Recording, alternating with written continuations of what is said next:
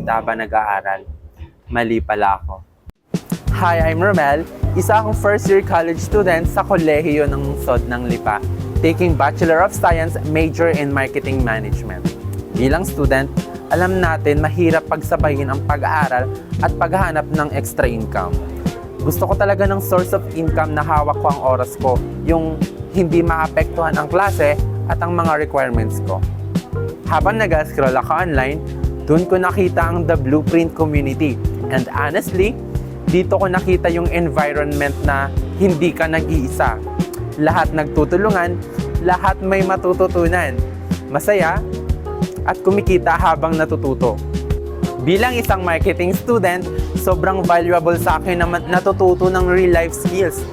Hindi lang puro theory sa classroom.